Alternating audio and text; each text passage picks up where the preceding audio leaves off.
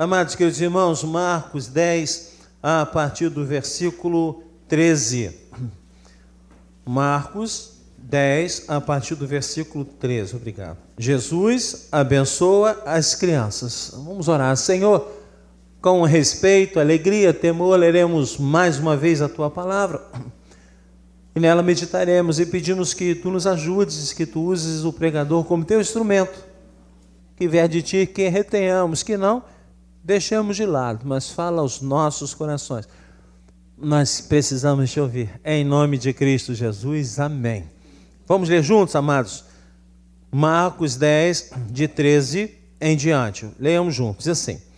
Então lhe trouxeram algumas crianças para que as tocasse, mas os discípulos os repreendiam. Jesus, porém, vendo isto, indignou-se e disse-lhes: Deixai vir a mim os pequeninos, não os embaraceis, porque dos tais é o reino de Deus.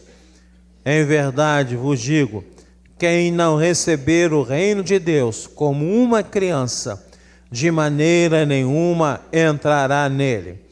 Então, tomando-as nos braços, e impondo-lhe as mãos, as abençoava. Amados queridos irmãos, há uma história fictícia que conta a vida de uma senhora muito pobre. Ela vivia com muita dificuldade, tinha um filho, não tinha mais família, e andando um dia pelo campo, ela ouviu uma voz. É uma história fictícia, viu? Ouviu uma voz, e aquela voz dizia para ela: sou um gênio, eu vou abrir aqui nesta pedreira uma porta, e lá dentro, durante 10 minutos, você vai poder ficar lá a ouro, prata, pedras preciosas. Você pegue o que quiser, porque depois de 10 minutos esta porta se fechará e nunca mais você vai entrar. E aquela senhora, assustada, viu uma porta enorme abrindo naquela pedreira, viu ali dentro o ouro brilhando, as pedras preciosas, correu e viu tanta riqueza, deixou o filho no chão e começou a pegar aquelas pedras preciosas, as barras de ouro, colocando em sacos. O tempo passava, e quando ela viu que o tempo estava terminando, ela corre para fora, as portas se fecham, e ela descobriu que cresceu o filho lá dentro, porque ela demonstrou que o maior amor que ela tinha não era pelo seu filho, mas pela riqueza. Tem sido assim, amados, quando nós olhamos os jovens próximos de nós, na cidade, nas ruas, nas madrugadas, nós pensamos: onde estão esses pais? Onde estão esses pais? Há um jovem que se chama Jonas, um homossexual que se transveste de mulher e trabalha todas as noites nesta rua, o qual nós temos pregado a palavra de Deus, de salvação, pedindo que haja transformação, arrependimento, mudança. Olha o nome, Jonas, família evangélica, como outro também, Oséias, família evangélica. E ele nos permite que o chamemos pelo nome quando não estamos ali, porque ali esse Jonas se chama, como é que é? Fernanda. É interessante, sempre que eu passo com o meu carro por ali, ele já me conhece, e transvestido de mulher, ele fica dando telogo para mim, não é? Eu retribuo. Então, se os irmãos virem dando telogo para algum deles, entendo, e orem pela vida do Jonas. Orem pela vida do Jonas.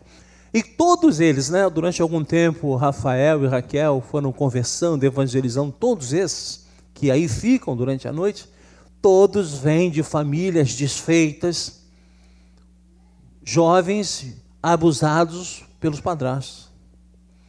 Como também quando olhamos a vida dessas mulheres que se lançam na prostituição, que foram abusadas pelos pais, por familiares.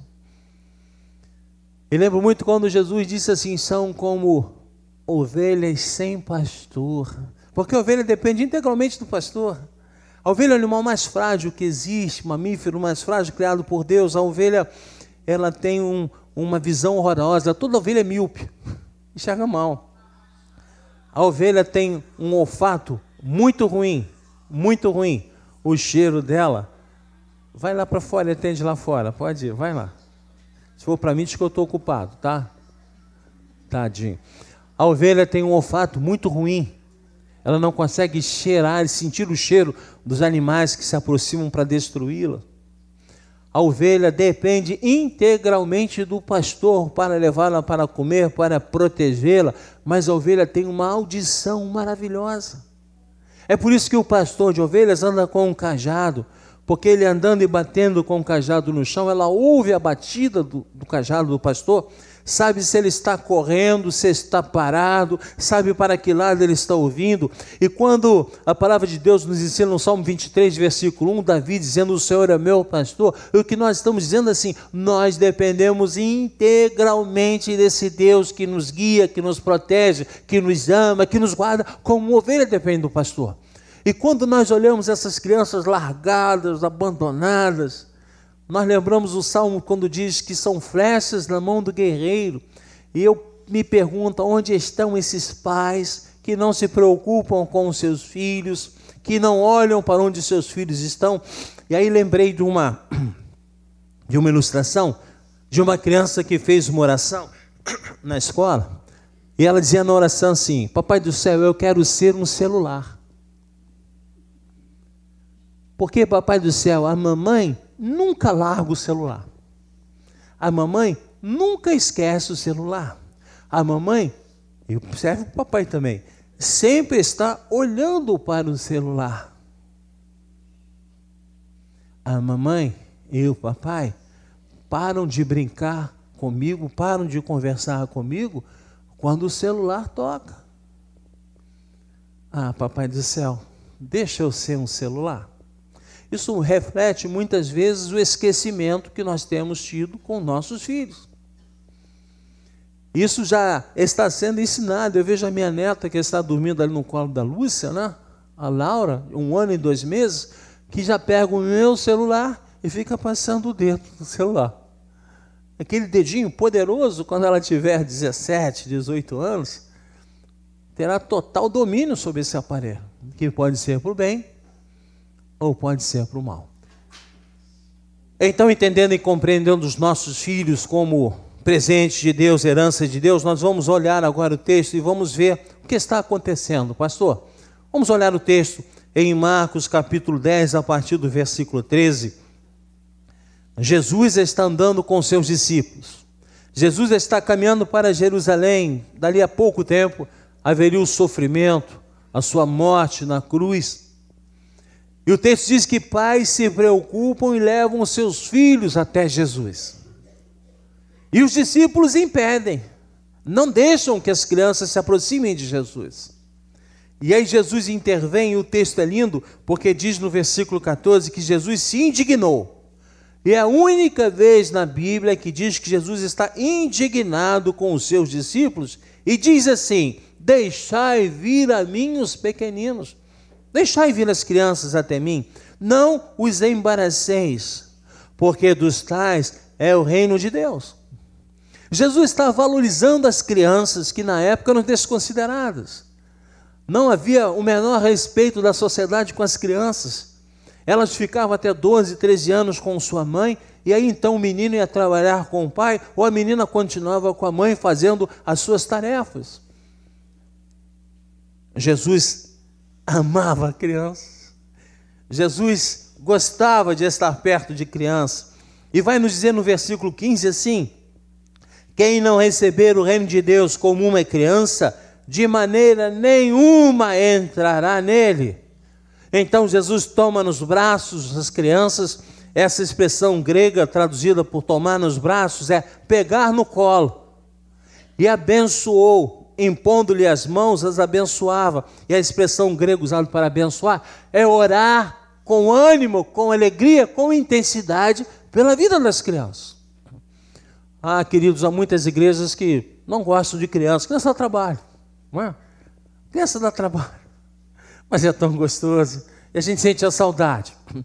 Eu lembro quando nossas filhas eram menores, as nossas casas ficavam sujinhas das mãos dos nossos filhos, né? Nossas filhas. Eu um dia reclamando, a minha esposa disse assim: André, você vai ter saudade dessas mãozinhas. Ah, que saudade. Ah, que saudade. As paredes marcadas, em algum trecho mais ousados, ela escrevia com hidrocor, não é?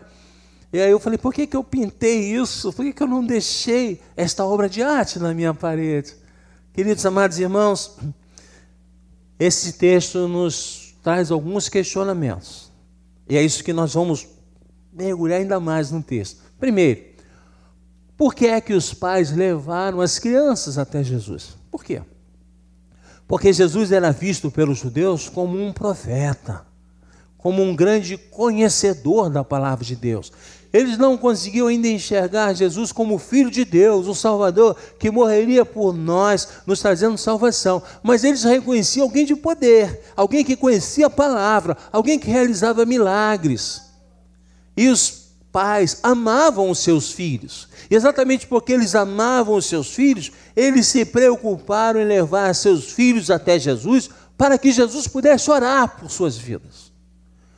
Então nós podemos ver claramente aí primeiro a certeza de um Cristo que tem poder. Podemos ver claramente também um pai que ama e se preocupa com seu filho. Porque pai e mãe se preocupam com seus filhos.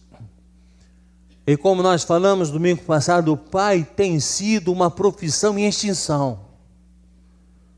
Muitas mulheres nem querem mais maridos, fazem inseminações artificiais, escolhem o sêmen daquele que irá gerar com o seu óvulo uma criança para ela ser mãe. E pode escolher numa lista o futuro pai, sem o conhecer, ela saberá a sua altura, o seu peso, a cor da sua pele, a cor do seu cabelo, a sua formação, os seus gostos. Numa tabela ela escolhe. Por quê? Porque os pais têm sido insistentes em abandonarem a carreira de pai, se preocupar com seus filhos. Foram os pais que levaram as crianças até Jesus, porque os pais se preocupavam com seus filhos. Papai e mamãe, você se preocupa com seu filho, com a sua filha? A que ponto? A que ponto? Por que é que muitos pais não têm levado seus filhos a Jesus? Primeiro, por preguiça, dá trabalho. Segundo, porque mesmo levando para a igreja, eles têm tido um testemunho de vida incondizente com a igreja. Não adianta, queridos, eu tenho que ser aqui o que eu sou fora daqui. Eu não posso ser aqui uma pessoa diferente daquela que eu sou na minha casa, ou no meu trabalho, ou entre os meus vizinhos. Eu lembro do reverendo Tiago Rocha, meu pastor de infância na igreja presbiteriana do Grajaú, que ele contava a história de uma senhora que estava reclamando muito do seu marido. E ela dizia: pastor, na igreja ele é um doce, mas em casa ele é terrível. E o reverendo Tiago foi visitar essa pessoa. Só que o reverendo Tiago, por ter ido anteriormente numa visita, chegou muito cedo. Chegou quase 1 hora antes do previsto, marcado. E aí entrou, estava na sala, a esposa o recebeu, o marido estava trabalhando ainda, até que o marido chega. Ele ouve a campainha, o marido entrando, ele ouve a porta batida, a chave sendo jogada, aquele homem falando alguns palavrões impropérios, grosseiramente para a esposa, até que ele vê o pastor sentado na sala dele. Pais e mães se preocupam com a vida espiritual de seus filhos. Pagamos bons colégios, pagamos bons cursos, mas esquecemos que essa vida é passageira, amados. A palavra de Deus diz que essa vida é um sopro, muito rápida. Eu vi minha avó Nair falando, não entendia. Eu vi minha mãe Elma falando, não entendia. A vida é rápida. E agora eu estou falando para as minhas filhas e vendo as minhas netas, a vida é rápida. A vida é muito rápida. E se nós não investirmos no melhor da vida para os nossos filhos e para nós, chegaremos no final da vida, olharemos para trás e diremos assim: não valeu a pena. A palavra de Deus diz: buscar em primeiro lugar o reino de Deus e a sua justiça, as demais coisas serão acrescentadas. Nós temos dado muito valor às demais coisas e temos deixado o principal, que é levarmos nossos filhos aos pés de Deus. Olha a nossa nação. O que será do nosso país daqui a 20 anos, quando esses jovens que aqui estão tomarem o poder? Porque esses que estão passarão. Continuaremos igual ou esperamos melhorar? Muitas igrejas não gostam de criança. Criança dá trabalho. E para muitas igrejas, infelizmente, o pensamento é: crianças não contribuem financeiramente. O que é triste e terrível. Porque a obrigação da igreja é pregar o evangelho para todos. Todos, inclusive as crianças. Então entendemos, os pais levaram as crianças a Jesus porque eles amavam os seus filhos, se preocupavam com eles e viam Jesus como um grande profeta que conhecia a palavra, fazia milagres e poderia abençoar seus filhos. Pais amam os filhos. Vamos repetir? Pais amam os filhos. Segundo ponto: por que é que os discípulos impediram que as crianças chegassem a Jesus? Por quê? Porque havia por parte dos discípulos um preconceito quanto às crianças. As crianças eram mal vistas. As crianças não tinham valor nenhum na sociedade. E não poderiam permitir que aquelas crianças interrompessem a missão de Jesus Cristo de pregar o evangelho de salvação. Erradamente, seus corações estavam fechados, tomados de preconceito. Jesus caminhava para Jerusalém. Jesus tinha uma missão maravilhosa, difícil. Eles não queriam que Jesus perdesse tempo. Eles não queriam que Jesus fosse incomodado por aquelas crianças. Então eles tentavam impedir. E nós temos que tomar cuidado, irmãos, porque às vezes nós também somos tomados pelo preconceito. Igrejas, não estou falando da nossa, de forma genérica, gosta muito de receber pessoas ricas, poderosas, que possam contribuir. Igrejas não gostam de receber pobres e necessitados que precisam receber. Quando pensamos assim, perdemos completamente o ensinamento de Jesus, que é amar a todos igualmente. Todos nós somos tanto quanto importantes para Deus. E aquele que está precisando tem que ser um alvo maior do nosso amor, por mais difícil que possa ser. Temos muito essa maneira de agir. Não, você vem. Não, mas você vem. E Jesus combate terrivelmente o preconceito. Jesus andava com a escória da sociedade. Porque o judeu olhava para aqueles mendigos, doentes, e via neles pecadores, naquela cultura judaica de 2000 anos atrás, pessoas que tinham pecado, se afastado de Deus, e por isso estavam padecendo e sofrendo. Erradamente essa visão existia. Quando eles olhavam para um cego, eles diziam: tu és um grande pecador, tu nem consegues mais ler a palavra de Deus. Jesus curou cegos, Jesus curou coxos, Jesus curou aleijados, Jesus curou leprosos, Jesus curou prostitutas. Jesus veio para trazer transformação, mudança. Nosso Deus não tem preconceitos, nosso Deus é um Deus de amor. Deus nos ensina a amar. Vamos repetir juntos? Deus nos ensina a amar. A minha mãe está aqui, ela pode confirmar. Quando ela vai resolver algum processo, ou ia resolver algum processo com o juiz, ela tomava um banho, colocava o melhor perfume, a melhor roupa, levava um sapatinho bom, não é, mãe, numa bolsa, e um sapatinho mais cômodo para andar. E quando chegava lá no fórum, ela trocava o sapato, porque dizia assim: eles olham para a nossa aparência. Não é isso, mamãe? Mas é tão lindo quando o profeta Samuel vai na casa de Davi para dizer que ele seria o próximo, na casa de Jessé, para dizer que Davi, seu filho, seria o próximo rei. E aí Jessé vai botando os filhos, e nada fala ao coração de Samuel. E Samuel diz assim, mas Jessé, não tem mais nenhum filho aí? Ele falou, tem um, mas é pequenininho, está tomando conta das ovelhas. E Samuel diz assim, traz, porque Deus não vê o exterior, Deus vê o interior, Deus vê o coração. Nós temos que parar com essa nossa visão preconceituosa de olharmos o exterior e não vermos um coração. E muitas vezes um coração precisa ser transformado, mudado, mexido, para que haja salvação naquela vida.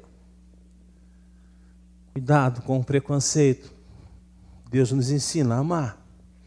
E o terceiro e último ponto, porque Jesus recebeu essas crianças. Porque Jesus ama profundamente essas crianças. Jesus ama profundamente crianças. Olhem os textos aí, Bíblia aberta em Marcos 9, versículos 36 e 37. Olhem que interessante, um pouco antes, um contexto anterior, diz assim, trazendo uma criança, colocou-a no meio, Jesus deles, e tomando a criança nos braços, Jesus disse, qualquer que receber uma criança tal como esta em meu nome, a mim me recebe, e qualquer que a mim me receber, não recebe a mim, mas recebe ao que me enviou o Pai. Mais uma vez, em Mateus 9, 42, Jesus diz assim, e quem fizer tropeçar a um destes pequeninos crentes, melhor lhe fora que se lhe pendurasse ao pescoço uma grande pedra de moinho e fosse lançado no mar. Olha a preocupação de Jesus com as crianças. Olha a preocupação de Jesus com aquela sociedade que desprezava as crianças. Olha Jesus com a preocupação do testemunho dos pais com os filhos. A palavra de Deus diz assim, ensina a criança no caminho que deve andar e ainda quando for velho não se desviará deles. Olhem quantos políticos têm dito que são evangélicos, cristãos e têm dado um testemunho horroroso. Horroroso. Alguns já estão presos. Eu peço a Deus que eles estejam arrependidos do que fizeram, transformados, lavados no sangue de Jesus. Se lembrem que existe um Deus que olha para nós. Jesus recebeu essas crianças porque Ele ama crianças.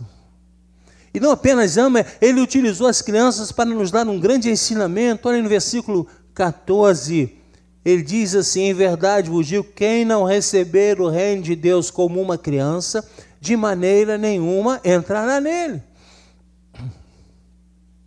Jesus disse que nós temos que receber a salvação, porque a salvação é um dom gratuito de Deus como crianças.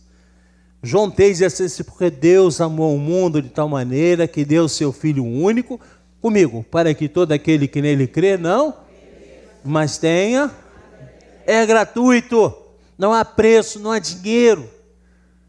Vocês que estão nos visitando, nos dá pena olharmos na televisão e vemos pastores pedindo dinheiro, pastores se enriquecendo, pastores com carro importado, pastores com avião. Uma igreja miserável, iludida por ele. A salvação é um dom gratuito de Deus. Foi Deus que nos amou, foi Deus que nos predestinou, foi Deus que nos chamou, foi Deus que nos escolheu. Não merecíamos nada, mas o amor de Deus veio sobre nós. E para recebê-lo temos que ser como crianças. E quais são as maiores características da criança? Primeiro é a sinceridade. Repita comigo, sinceridade. Sinceridade. Você é sincera com Deus? Eu adoro criança. E algumas, muito bacana, eu me abaixo para beijar a criança, eu digo, dá um beijo no vovô. Dou não. Mas dá um beijo no vovô, não dou não. Por que você não me dá um beijo? Ela fala assim, porque você é feio. Olha que sinceridade. Nunca nenhum irmão e irmã diz que eu sou feio. Mas as crianças dizem com regularidade. Elas são sinceras. E esse é o relacionamento que Deus espera ter conosco, um coração aberto, sincero. Deus quer conhecer e ver, ouvir o nosso coração. Sinceridade, repita comigo, sinceridade. E uma segunda característica linda das crianças é a dependência. Repita comigo, dependência. Vou ensinar. A minha filha mais nova estava no primeiro culto, foi embora. Minha filha número 1. Então vai ser a minha filha número 2, Rebeca. Hein? A mais velha foi embora. Você é a do meio. À noite será a terceira. Ainda bem que eu tenho 3 filhas, né? A Rebeca, quando era pequena, eu colocava ela em cima da mesa e não precisava nem dizer, pula que o papai segura, porque ela já se jogar, plum. Mas vamos retornar ao início. Bota em cima da mesa e diz assim, Rebeca, pula que o papai segura. Ela pulava. Acredita em você, ela pulava. Agora, Rebeca, com sinceridade, se eu colocar você em cima da mesa, pula que o papai segura. Vai pular? Ai, minha coluna. Separa um médico para mim. Rebeca, quanto amor. Amados e queridos irmãos, a criança tem uma confiança integral, uma dependência integral, ela se lança. Ela se lança porque ela confia em quem a ama. Eu lembro, Laísa, quando eu tive com o Cacá no hospital, que nós lemos o Salmos 37, versículo 5. Vejam o que é confiança. Entrega o teu caminho ao Senhor, confia nele e o mais ele fará. Olha o que é confiança. Olha o que compete ao homem. Entrega o teu caminho, entregar. Confia nele, confiar. E o que vem de Deus? Ele faz. Veja se isso não é confiança. Eu entrego, eu confio, ele faz. Uma dependência integral. É assim a sua vida? Não. Não. Nós achamos que nós vamos alcançar. E é verdade que Deus abençoa aquele que busca, que faz, que estuda, que corre atrás e que confia. Quando nós fazemos a nossa parte, botamos na mão de Deus, confiamos, entregamos, Ele faz. Deus faz. E faz muito mais do que nós podemos imaginar. Quem crê nisso, diga comigo amém. Amém. Amados queridos irmãos, esse texto fica marcado em nossos corações. Foi usado de manhã para o batismo da pequena Liz, pelos seus pais que aqui à frente se comprometeram em trazer a criança à casa do Senhor, amá-la, guardá-la, ensiná-la a ler, ensinar as histórias da palavra de Deus, ler com ela a palavra de Deus. Mas fica em nós esta certeza de que temos que ser como crianças, que com sinceridade amam a Deus e entendemos e compreendemos que dependemos de Deus integralmente no nosso viver. Dudu, vem para frente, em tocar. E agora eu quero falar com você pessoalmente. Como é que tem sido a sua vida? Como é que tem sido esse seu relacionamento com Deus? Será que você está colocado num ponto alto, olhando tudo em volta de você, tendo medo da altura, da dificuldade? E você tem ouvido Deus dizer assim, salta nos meus braços que eu te seguro. E você tem tido medo disso? Qual é o tamanho da tua sinceridade? Qual é o tamanho da tua dependência de Deus? Mas, querido irmão, toda criança nasce com pecado, como nós nascemos. Todos nós nascemos com o pecado de Adão e Eva. E todos nós carecemos do perdão, do arrependimento e a transformação. Mas como crianças, precisamos amar sinceramente esse Deus que entregou por nós aquilo de mais valioso que Ele tinha, seu Filho Jesus. Como crianças temos que depender integralmente desse Deus que nos ama, que nos guarda, que nos adotou como filho, que fala conosco através da sua palavra. Sinceridade, dependência integral. Sua vida tem sido assim? Ou tens vivido com medo? Vamos ficar em pé. Nós vamos orar. Eu gostaria que você orasse para dentro de você, olhasse para a tua vida. Feche seus olhos. Consiga ver Deus. Consiga sentir Deus. E fala com Ele. Como é que você tem vivido? Ó Espírito Santo de Deus, Deus Pai, Deus Filho, Doutrino Deus, aqui estamos nós. Não há como nós nos escondermos de Ti. Tu sabes o que pensamos, falamos, fazemos, sentimos. Se formos no mais alto dos montes, Tu lá estarás. No mais profundo dos vales, ou no mais longínquo território, Tu lá estarás também. Ah, Senhor, nós precisamos sentir esse Teu amor em nós, como crianças, sinceramente Te amando e entendendo que dependemos integralmente do Teu amor. Até que o Senhor nos tem guardado. E temos a certeza de que as Tuas mãos continuarão estendidas sobre o Teu povo. Leva-nos em paz. Leva-nos em paz. Se alguém aqui, Senhor, está vivendo com medo, nós pedimos, Senhor Deus, que esse sentimento seja colocado aos Teus pés e transformado em confiança, em fé. Leva-nos em paz. E que a graça maravilhosa de nosso Senhor e Salvador Jesus Cristo, o amor insondável, incomparável de Deus Pai, o consolo e o conforto do Espírito Santo estejam sobre todos nós, sobre todo o Teu povo, hoje e por todo sempre.